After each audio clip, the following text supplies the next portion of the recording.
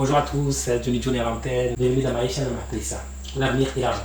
Ici, nous parlons d'entrepreneuriat, de politique, économique, sociale, géopolitique, culturelle, enfin tout ce qui touche la vie de tous les jours. Je suis Johnny Demifé et aujourd'hui, je vais vous parler d'un sujet passionnant qui est Flyly. Qu'est-ce que Flyly? Laissons le président du conseil départemental vous répondre à ça. Dernière petite question. Flyly, cette nouvelle compagnie, le département a proposé d'entrer à 52% dans son capital. Cette nouvelle compagnie aérienne semble plutôt plaire au département. Quelle est la différence entre cette compagnie et le projet Zena Airlines? Par contre, vous me donnez une information que je n'ai pas. Ah bah j'ai des Je n'ai informations. jamais su que le conseil départemental veut rentrer sur Flyly à hauteur de 52%. C'est l'information que j'ai reçue. Je n'ai jamais entendu simplement que le département entrerait même à 1 ou 2% sur le projet Flyly. Je ne me suis jamais exprimé dans ce sens-là. Ce que je dis, j'ai effectivement une nouvelle compagnie vient s'installer à Mayotte et le rôle du département, c'est d'encourager parce qu'il en faut. Il faut une concurrence, il faut trouver une solution pour tirer les prix par le bas. Et la grosse différence entre cette compagnie-là et Zena, c'est que cette compagnie est déjà créée. Ils ont leur avion, ils ont leur équipage et surtout, ils ont leur CTA. Donc, ils sont prêts à voler maintenant. Donc, le département se tient à disposition et accompagnera toute initiative qui viendrait accompagner notre territoire dans son désenclavement aérien, que ce soit celui-là ou un autre. Moi, j'accueille ce projet-là avec joie parce que Mayotte en a besoin. Donc, vous avez vu, avec Flyly, c'est une nouvelle compagnie, apparemment tombée du ciel, qui va être là, une compagnie en réalité mahoraise. Parce que le conseil départemental a pour vocation d'être actionnaire à 51% au départ. Donc Flyly, c'est quoi? Flyly, c'est une filiale de la société, de la compagnie aérienne ETF Airways, qui est une compagnie croate. Donc il faut savoir que cette filiale Flyly a sa jumelle, d'accord, qui s'appelle Flywe. Mais cette compagnie Flywe a pour mission de desservir, d'assurer les liaisons entre la Guadeloupe, la Guyane et la Martinique. Donc cette société, elle a pour vocation normale, elle a pour but d'appartenir dans un premier temps à la population mahoraise. Parce que indirectement, bien entendu, parce que vu que le conseil départemental sera actionnaire majoritaire, d'accord, donc il aura son mot à dire dans le conseil, dans les prises des décisions importantes. Donc c'est la raison pour laquelle aujourd'hui on peut estimer que cette filiale est en soi mahoraise, parce qu'indirectement c'est nous qui la détenons. Donc maintenant, on va creuser un peu plus en profondeur. Donc il faut savoir que Flyly, c'est quoi? Flyly, qu'est-ce que ça va apporter justement à Mayotte? Comme on l'a dit, en fait, beaucoup plus de transparence justement dans les actionnaires, beaucoup plus de transparence dans la gestion interne. Aujourd'hui, le conseil départemental, étant donné que c'est lui qui est actionnaire majoritaire, il va prendre les grandes décisions. C'est lui qui va donner la ligne directrice des différentes stratégies à appliquer, justement, et des visions qu'ils auront. C'est une chose très importante, surtout pour une société. Et surtout, là où nous attendons le plus, c'est sur les prix. Oui, quels seront les prix? Avant ça, il va falloir qu'on définisse d'abord quels sont les lieux qui vont être desservis. Bien, alors Flyly a pour prévoit de desservir la Réunion, de faire la liaison Mayotte-Réunion, Mayotte-Madagascar, évidemment Mayotte-Comores. Mais Mayotte-Comores, c'est encore entre parenthèses, ce n'est pas encore décidé et acté. Donc comme le président du conseil départemental l'a dit, il y a encore quelques détails, quelques étapes à mettre en place avant d'aller jusqu'aux Comores et dans les autres villes comme Madagascar. Madagascar, c'est prévu plus en fin d'année 2024 et début 2025, il me semble. Peut-être que le calendrier pourrait être avancé, mais dans un premier temps, c'est surtout d'assurer les liaisons Mayotte-Réunion et Mayotte-Métropole, si je ne me trompe pas dans tous les cas. Donc aujourd'hui, qu'est-ce qu'on peut attendre de cette compagnie? Comme on l'a dit précédemment, on peut attendre dans un premier temps la transparence. C'est très important la transparence parce que quand il y a de la transparence dans la gestion, surtout pour une compagnie qui sera gérée à plus de 50, qui sera possédée à plus de 51% par le conseil départemental, en gros la commune, en gros le département de Mayotte, d'accord, indirectement des Mahorais. Donc là on peut s'attendre à une gestion qui me semble-t-il sera beaucoup plus tournée vers le public. Parce que quand c'est privé, vous savez, il y a très peu de... Quand c'est privé, ce sont les profits qui sont le plus mis en avant. Mais là, on devrait s'attendre à ce que tout tourne autour des Mahorais, à leur bien-être et à ce qui les avantage. Donc, deuxième chose, toujours dans la même lancée, qu'est-ce qui est pour les Mahorais? Ça serait, dans un premier temps, baisser les prix, faire concurrence, venir peser justement dans ce monopole qui est exercé par Air Austral, mais pas seulement. Aujourd'hui, il y a combien? Il y a 2-3 compagnies qui assurent les liaisons, par exemple Mayotte Métropole, qui sont, pour ma part, je pense, qui sont les vols les plus demandés, mais qui coûtent également, sont les vols qui coûtent les plus chers. Et on apprend qu'aujourd'hui, Mayotte, pour la même destination, est à 40% plus cher que les concurrents. 40% plus cher, sachant que le flux est 50% moins élevé qu'ailleurs. Quand je dis ailleurs, je compare tout simplement à nos voisins ultramarins, nos voisins des Outre-mer, tels que la Guyane, la Martinique, etc., qui eux sont à 1,75. C'est-à-dire donc, nous, on voyage beaucoup moins, mais on paye beaucoup plus, ce qui n'est pas du tout normal. Donc après, certains vont argumenter et dire justement qu'on paye la compensation justement du fait qu'il n'y ait pas un fort voyage, mais à côté de ça, il y a la Réunion. Et là, je parle des prix de Air Austral.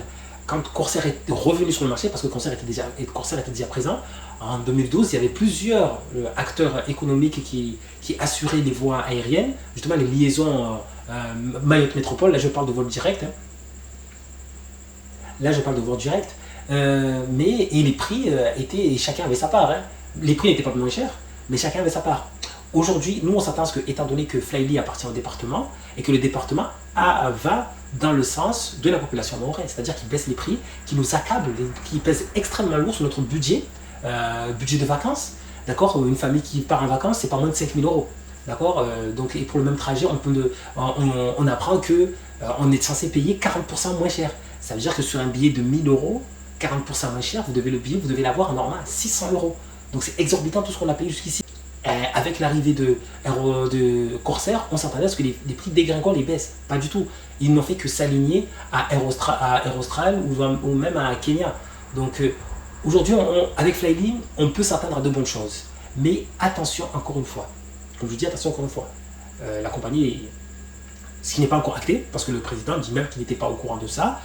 Or, l'article de Mayotte Hebdo, dans lequel, qui date du 13 mars 2024, pardon, c'est Ali Omar Ali, d'accord, Ali Omar Ali qui annonce justement ce deal, ce partenariat avec ETF Airways, d'accord, donc qui est la maison mère. Et encore une fois, le siège social, pourquoi je dis attention, parce que le siège social se trouve à La Réunion.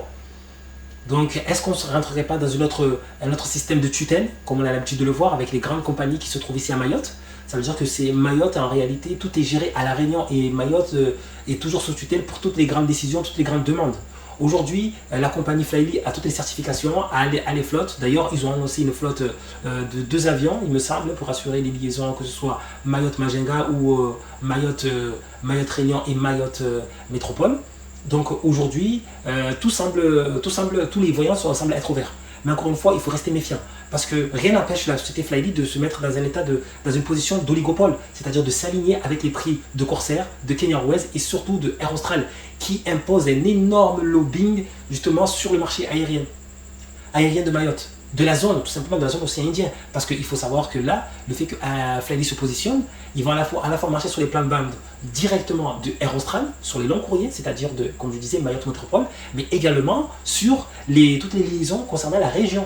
La région, j'entends par là la liaison Mayotte-Majenga, d'accord, qui est prévue, Mayotte-Majenga, en 20 minutes.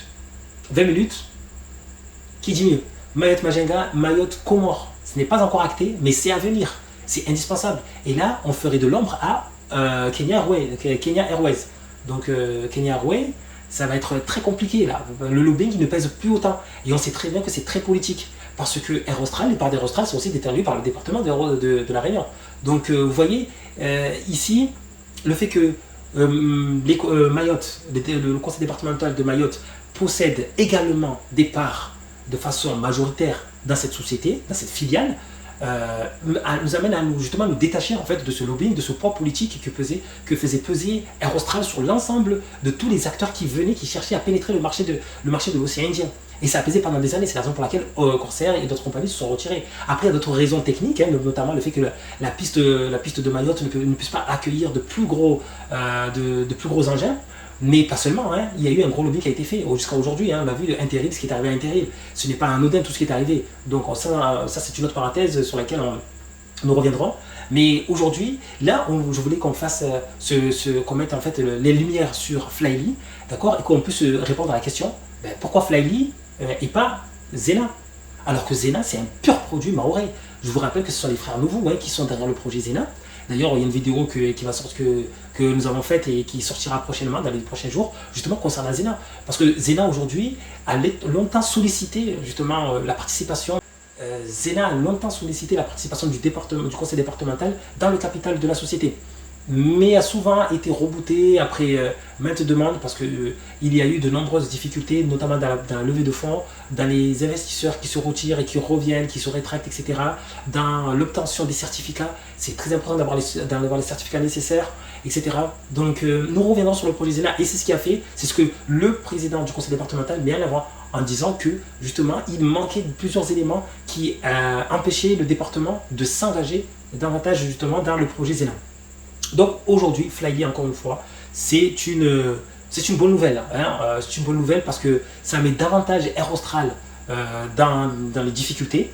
Et honnêtement, je ne cache pas du tout ma joie parce que quand je sais tous les milliards qui se sont faits sur le dos des Mahorais, quand on compare les prix Réunion à Métropole, parce que quand on voit que par rapport à la Réunion, étant donné en plus que la Réunion est beaucoup plus loin que Mayotte, quand on voit que le vol Réunion Métropole est 200-300 € moins cher que le vol Mayotte Métropole, ça me révolte énormément parce que ça fait plusieurs années qu'on a subi ça et le porte-monnaie peut en témoigner. Donc aujourd'hui que Air Austral soit endetté, que les 300 millions d'euros qui ont été éjectés par l'État pour justement soutenir, et il faut le dire ça parce que c'est pas normal que 300 millions d'euros soient injectés pour relever une société privée ou semi-privée. Bon après je veux dire encore une fois c'est le lobbying parce qu'il y a 800 emplois qui sont en danger, etc. Mais que une société soit, comment dire, subventionnée à ce point-là, qu'elle soit sous perfusion de l'État, alors qu'il y a d'autres projets, il y a d'autres acteurs économiques qui pourraient être aidés avec tout cet argent. Je veux dire 300 millions d'euros ce n'est pas rien du tout. Et encore aujourd'hui, il continue d'être en fait sur perfusion. Il faut autant dire que Air Austral est moribonde. Donc et n'en déplaise à pas mal de personnes, moi y compris. Moi, ça ne me déplaît pas du tout. Donc Flyly, c'est un projet que j'encourage, mais encore une fois, Zena ne doit pas mourir. Il faut encourager aussi Zena parce que c'est un produit purement mahorais. Aujourd'hui, ici, il y a une levée de fonds, il y a un appel à fonds pour Zena, pour aider Zena. Justement, les Mahorais qui ont les moyens, ils peuvent participer. Et ne vous sous-estimez pas, ne vous dites pas qu'un petit montant, j'ai un petit montant, qu'est-ce que ça va donner? Non, on peut aider. Encore une fois, il faut plus de transparence de la part de Zena. Et encore une fois, il faut plus de transparence de la part de Zena. Et je pense qu'ils le font suffisamment. Maintenant, il va falloir creuser et analyser un peu plus. Donc merci, c'est la fin de cette vidéo, merci beaucoup de nous avoir suivis.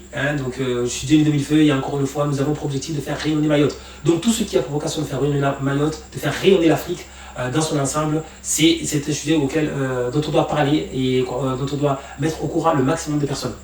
Donc commentez, mettez un pouce bleu, dites-nous ce que vous pensez réellement de ce projet, si vous pensez qu'il peut aboutir et est-ce qu'il servira réellement à Mayotte pour faire en sorte que Mayotte rayonne comme il était dans le temps. Merci à tous.